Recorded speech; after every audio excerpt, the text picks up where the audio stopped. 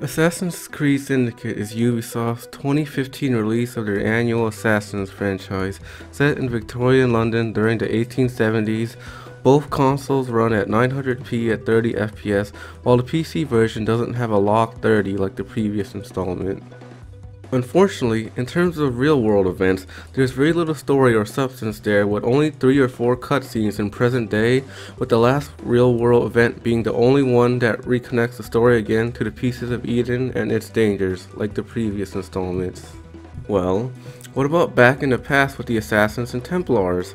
You play as 2 characters, Jacob and Evie Fry, siblings with 2 distinct personalities. The charismatic Jacob is a brash brawler who just wants to get things done as rowdy as possible. He is the more up-close fighter that prefers to use brass knuckles to get the job done. His sister, on the other hand, is more patient, witty, and stealthy, preferring to get things done as optimally and cleanly as possible. She prefers the cane with a hidden sword when in a struggle. While the characters have better stats with certain weapons due to their default clothes buff, both of the twins have the option of using any of the 3 weapons, the brass knuckle, a cane sword, or a kukri knife. They are here in London to take back London from the Templars and to find the Pieces of Eden. When you play as Jacob, your main goal is to go out and take down Templar leaders where you have to, do odd jobs to gain ways to infiltrate their main base operations before planning how to take them down. His sequences are upbeat due to a sense of humor and nonchalant attitude when interacting with key characters. While Evie does get her moments to assassinate important figures, she is more focused on finding the Pieces of Eden. Her sections revolve more around stealth to kill important figures and less about forcing your way through. She also has puzzle elements in her objectives, like rearranging symbols on a wall to gain access to items, or using her eagle vision to play detective and decipher what has happened to cause all this commotion. Another thing to Evie's sequence missions is the fact that she is cleaning up after Jacob finishes striking another Templar leader through the list of assassinations. Evie has to go and clean up any mess the death of them has caused throughout London. An interesting addition when killing key targets is that the game gives you multiple ways to kill them.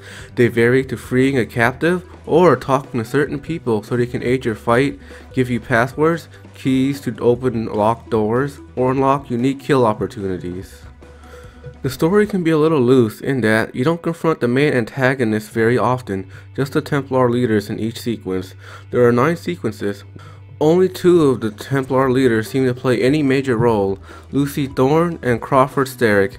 Lucy spends her time looking for the Pieces of Eden, constantly interfering with Evie. Crawford is in the sidelines until sequence 9. He is a maniacal, crazy maniac. When doing side quests, you can play as either protagonist.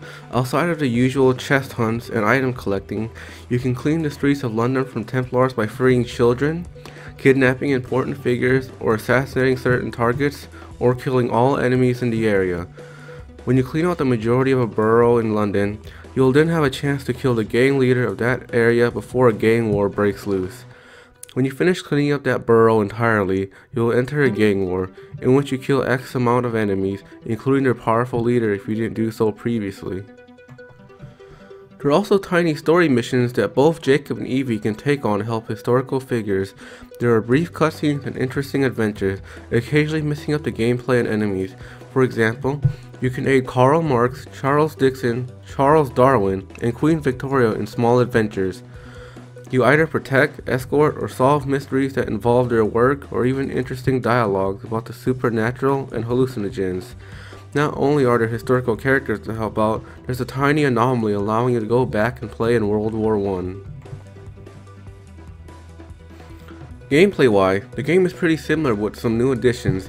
You no longer have swords, and the combat is more combo heavy with counters, no longer insta-killing. You have a guard break, and you can dodge bullets if timed correctly. When an enemy is going to die, you are forced to kill them with an execution move. While stylish, they can be a hindrance in missions where you are guarding someone. Due to their long animations, you're performing a stylish execution while you wait and watch your client get beat up, and it can be very frustrating. The parkour can still be frustrating at times when your assassin jumps in the wrong direction or object, making it annoying to traverse around, but now you have a grappling hook that makes scaling large buildings extremely easy. The grappling hook makes parkour pretty meaningless, but it is fun to use and quick, so it's a welcome addition to the game. Another addition is they're given the ability to ride horse carriages as a means to quickly travel London. While it feels a little weird that your horse can take a beating and do side ramps, it does give variety to the gameplay. You can even climb your carriage and jump on the opponents to hijack them. The problem with this mechanic is, in small areas, or when you're being knocked into a corner and not being able to move the carriage anymore. This is a problem when you have to escort a character in a carriage, but can't move due to being trapped, making you have to tediously try to unstuck yourself. Finally, before I give the game a score, there is a bug in the PC version in Sequence 7 that will prevent you from finishing the mission. You have to escort a lady home, but the game will crash if you don't bring her home before her dialogue ends, and you'll be in an endless black screen loop. To prevent this, have enemies chase you so you won't start her dialogue, or rush to the assigned spot as soon as the sequence starts.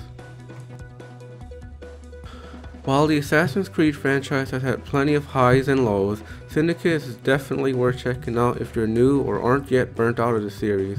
Personally, I think it's a solid 3 out of 5.